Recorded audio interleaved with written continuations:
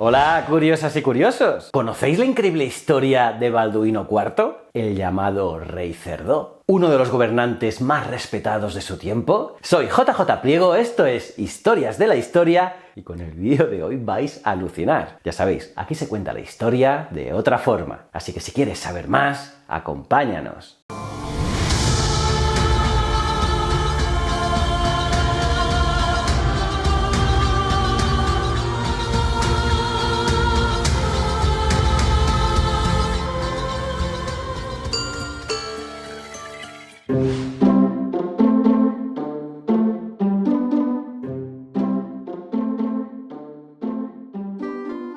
Tras la conquista de Jerusalén durante la Primera Cruzada, se estableció en el Levante mediterráneo, dentro del territorio musulmán, un reino cristiano que sobreviviría durante 2 siglos, hasta la caída de San Juan de Acre. Después de que Godofredo de Bouillon tomase el título de Advocatus Sancti Sepulcri, protector del Santo Sepulcro, y fuese coronado en la iglesia de la Natividad de Belén, aunque curiosamente lo de coronado es un decir, ya que no aceptó corona alguna, 23 reyes, 23 reyes cristianos se sentaron en el trono jerosolimitano. Y de todos ellos, el mejor, el más querido y respetado, tanto por sus súbditos cristianos como por los musulmanes, el que obtuvo las victorias más sonadas frente al sultán Saladino y el que más paz buscó entre cristianos y musulmanes, fue Balduino IV, y curiosamente en la época se le conoció como el Rey Cerdo. Balduino fue, como hijo de rey, educado para ceñirse la corona, lo cual en la corte de Jerusalén del siglo XII significaba comandar cruzados en batalla, levantar fortalezas, resistir asedios y enfrentarse a intrigas políticas. Bien pensado, no era tan diferente a como era en cualquier reino europeo de la época, y es que no era Jerusalén precisamente un reino en paz, más aún después de las campañas de su padre Amalarico I,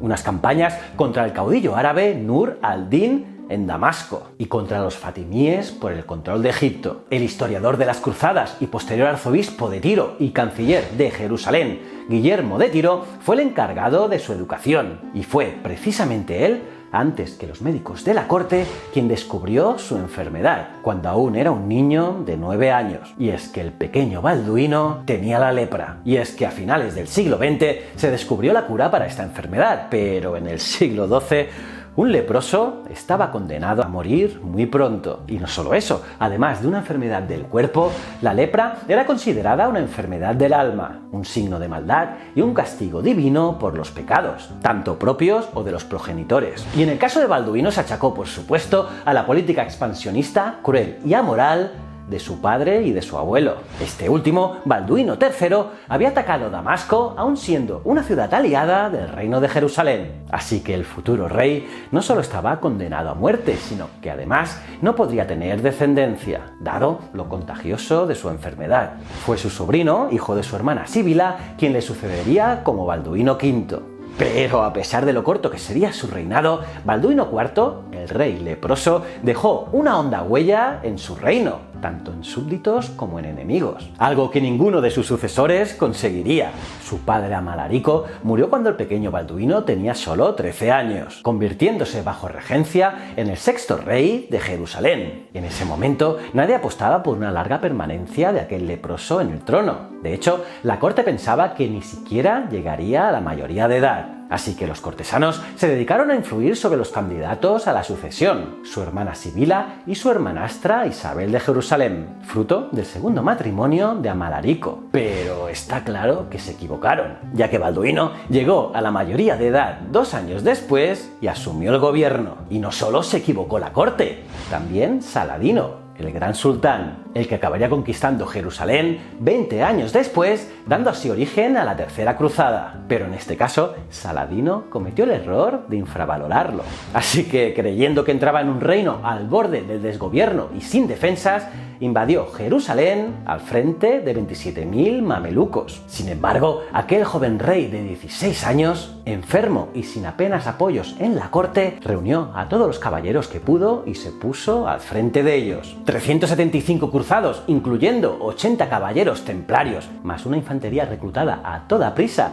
a base de levas de menos de 4.000 hombres. Así, de esta manera, el rey Balduino al frente de tal ejército protagonizó la mayor gesta que vio IV el reino de Jerusalén. Y es que atacó a Saludino por la retaguardia y derrotó a su ejército hasta el punto de que el sultán solo pudo salvar su vida gracias a la abnegación de los mamelucos de su guardia personal, que dieron la vida protegiendo su vida. Y fue el arrojo en la batalla de aquel adolescente leproso lo que dio a sus menguadas tropas el valor necesario para la victoria aquel día en Mongisart. Balduino había salvado Jerusalén y Saladino tendría que esperar 20 años más, ya muerto el rey leproso, para poder conquistarla. Pero, y esto es lo bueno, Balduino IV no fue un rey guerrero, sino un rey integrador. Y es que el geógrafo y viajero andalusí, valenciano para más señas, Ibn Jubayr, que viajó por todo el mundo árabe y también por los reinos cristianos de Tierra Santa, cuenta en la relación de sus viajes, la llamada Rila, cómo los musulmanes vivían seguros y en paz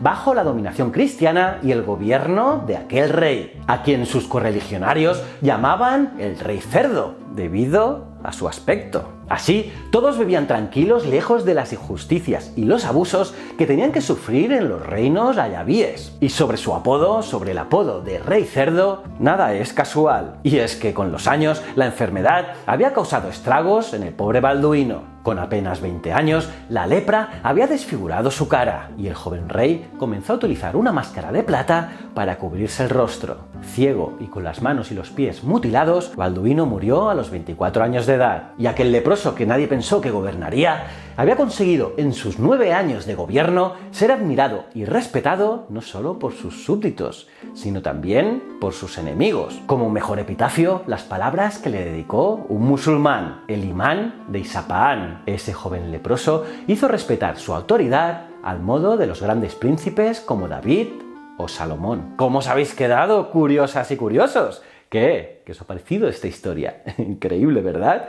Me lo podéis poner en los comentarios, los leo todos. Y nada, aparte de darle like al vídeo, suscribiros y campanita, os recomiendo estos dos vídeos. En uno os hablo de por qué las huchas o alcancías tienen forma de cerdo.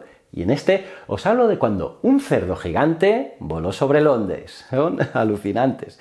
También me podéis seguir en Ciencias de la Ciencia e Easy Promos TV. Y recuerda, el conocimiento es un requisito esencial para la supervivencia. Muchísimas gracias.